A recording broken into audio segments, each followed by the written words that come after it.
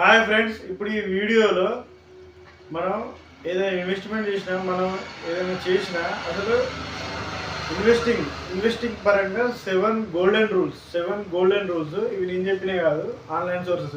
ఇవి నా రూల్స్ ఏం కాదు.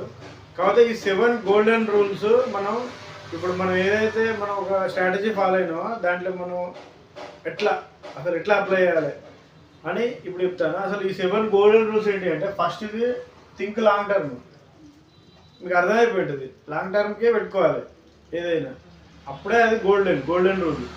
అంతే తప్ప నేను షార్ట్ టర్మ్లో ట్రేడింగ్ చేసుకుంటా ఒకటేసారి లక్షలు పెడితే నాకు షార్ట్ టర్మ్లో వస్తుంది అని అంటే okay, own risk, on risk basis అది. కాకపోతే గోల్డెన్ రూల్స్లో first rule think long term. Money is not in the timing or money is not in buying or selling, money is in the waiting. అంటే డబ్బులు రావడం, ఇన్వెస్ట్మెంట్లకు మనం ప్రతిఫలం రావడం అనేది కొనడం అమ్మడం వల్ల కాదు, వెయిటింగ్ వల్ల వస్తుంది. పేషెన్స్ ఉండాలి, అది ఫస్ట్ రూల్. Long term.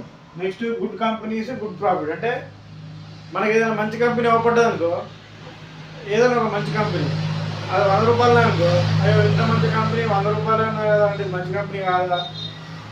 అట్లేం లేదు. మంచి కంపెనీలు ఎప్పుడు లాంగ్ టర్మ్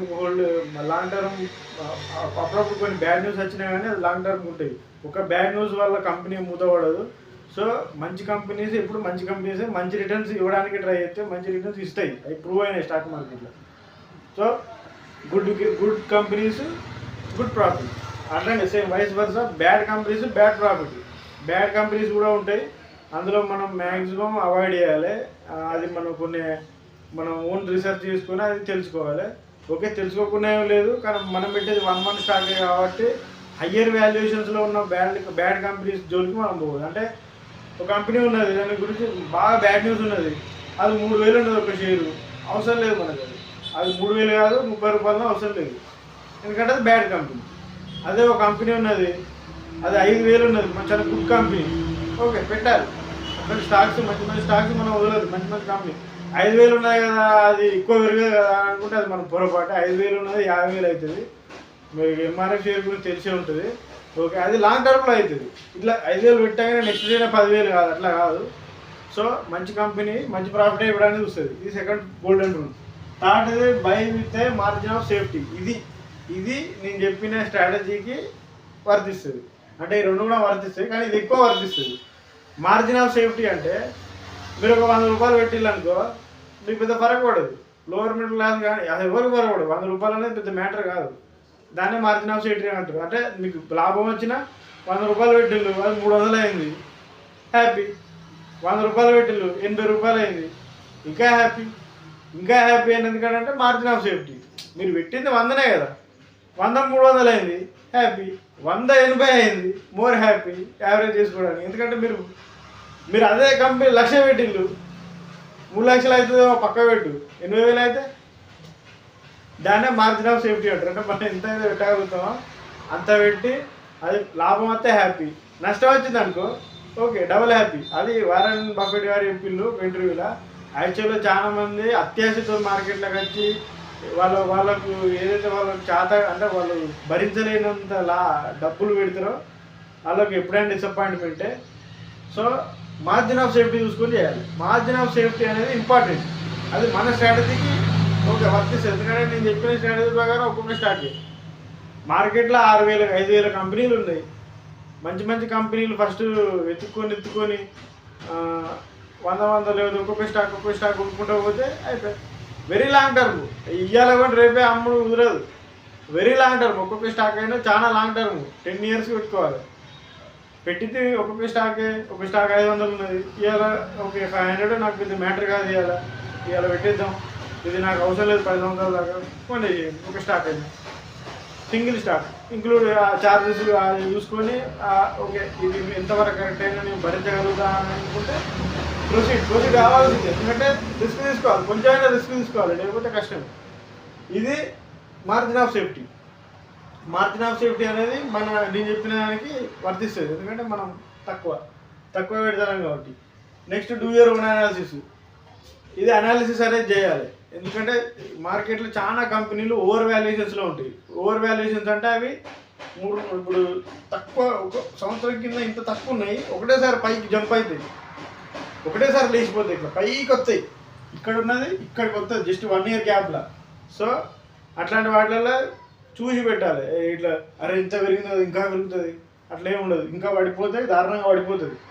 ఇక్కడ ఉన్నది ఇక్కడ పెరిగిందంటే ఇక్కడ ఉన్నది ఇక్కడ పడిపోవడానికి ఎంత టైం పట్టదు, అంటే దాని మార్కెట్ యొక్క స్పెక్యులేషన్ అంతా ఉంటుంది.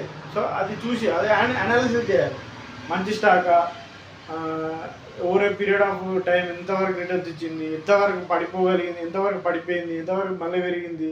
సో ఇది లాంగ్ టర్మ్ హోల్డ్ చేసుకోవచ్చు, అదే అనాలిసిస్, అది ఓన్ మన అనాలిసిస్ అయితే మనం చేసుకోవాలి. Next don't follow the sheep. Don't follow the sheep అంటే ప్రస్తుతానికి బ్లడ్ బాత్ అవుతుంది, అంటే అందరు సెల్ చేస్తారు, అందరు అమ్ముతారు, అందుకనే మార్కెట్ పడిపోతుంది. అమ్మడం అనేది ఒక ఫ్యాక్టర్, చాలా ఫ్యాక్టర్స్ ఉంటాయి పడిపోవడానికి. అందరు అమ్ముతా అంటే దాని అర్థం ఏంది, ఇది మంచి టైం. అందరు అమ్ముతా అంటే అది 40% 50% పడిపోయిందంటే మంచి ఛాన్స్ ఇది. ఎందుకంటే కొన్ని కంపెనీలు 60% దాకా కూడా పడిపోయినాయి, మంచి క్వాలిటీ కంపెనీలు 60% పడిపోయింది. సో వాళ్ళు అమ్ముకున్న వాళ్ళు గొర్రెలు అంటే కాదు, వాళ్ళు ఏం చేస్తారు, ఇలా అమ్ముకుంటారు మళ్ళీ ఇంకో దాంట్లో కొంటారు. కొనడం అమ్మడం అనేది ఒకసారి స్టాక్ మార్కెట్ అలవాటు అయితే అది ఒక వ్యసనమే అది.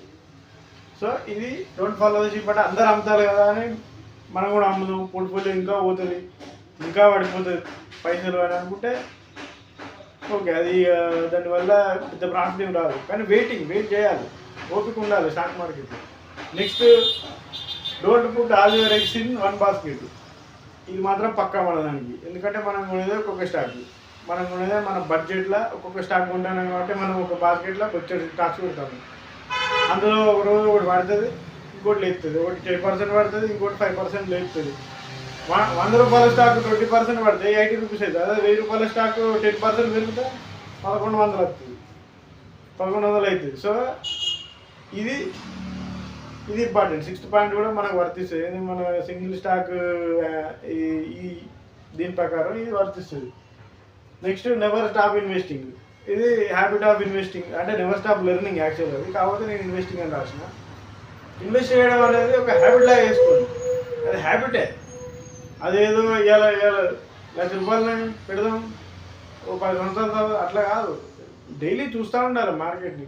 రోజుకు హాఫ్ అన్ అవర్, లేకపోతే 1 hour, లేకపోతే 10 minutes కన్సిస్టెన్సీ అనేది డైలీ ఉండాలి. అసలు ఏం జరుగుతుంది మార్కెట్లో, ఏ స్టాక్స్ భారీగా పడిపోయినాయి, ఏ స్టాక్స్ భారీగా పెరిగినాయి, ఇది మనకు ఛాన్సా అని ఫస్ట్ మనం ఒక స్టాక్ని పోర్ట్ఫోలియోలో యాడ్ చేసుకోవాలి. దాని గురించి బాగా దాన్ని ఒక 5-6 రోజులు అబ్జర్వ్ చేయాలి, ఏదో రోజు కొనాలి. ఇది నెవర్ స్టాప్ ఇన్వెస్టింగ్, అంటే ఇన్వెస్టింగ్ అనేది చేస్తూనే ఉండాలి. ఎందుకంటే అదొకటే ఉంది ఆప్షన్ ఇండియాలో, ఇంకేం లేదు. ఇక రియల్ ఎస్టేట్ అంటావు, రియల్ ఎస్టేట్ అనేది భారీగా పట్టుకోవాలి. ఇప్పుడు ఎంత పల్లెటూరులో కొనాలన్నా 20 లక్షలు పట్టుకోవాలి, అంత ఇంపాసిబుల్ కాదు. సో ఇప్పుడు మధ్యతరగతి వాళ్ళకి కానీ లోవర్ మిడిల్ క్లాస్ వాళ్ళకి కానీ మంచి ఇన్వెస్టింగ్ అంటే ఇక స్టాక్ మార్కెట్. దానికి మించి ఉన్నాయి, గోల్డ్ ఉన్నది, అదే మెటల్స్ ఉన్నాయి, ఇంకా చాలా ఉన్నాయి, బ్యాంక్ ఎఫ్డీస్ ఉన్నాయి, పోస్ట్ ఆఫీస్ స్కీమ్స్ ఉన్నాయి. కానీ ఇవన్నీ ఏంటిదంటే ఒక లో రిస్క్ కానీ లో రిటర్న్. హై రిస్క్ తీసుకుంటా నేను పర్లేదు అని అనుకున్నాం అనుకో స్టాక్ మార్కెట్. అందులో నేను చెప్పిన స్ట్రాటజీ ఇంకా లో రిస్క్, అంటే లో రిస్క్ ఉంటుంది కానీ మీకు దాన్ని మళ్ళీ యావరేజ్ చేసుకోవడానికి కానీ దాన్ని ప్రొలాంగ్ చేసుకోవడానికి కానీ మంచి ఛాన్స్ ఉంటుంది. ఒక కంపెనీ గురించి బాగా బ్యాడ్ న్యూస్ అయింది, లేకపోతే అది ఇంకో రోజు అయితే డీలిస్ట్ అవుతామని తెలిసినప్పుడు ఆ స్టాక్ని ఎంత లాస్కైనా అమ్ముకోవాల్సింది అంతే. సో ఇట్లాంటి కొన్ని ఉన్నాయి ఫ్లాస్, ఇది సింగిల్ షేర్ స్ట్రాటజీ ప్రకారం. కానీ ఈ 7 గోల్డెన్ రూల్స్ మాత్రం మనం చెప్పిన స్ట్రాటజీకి మాత్రం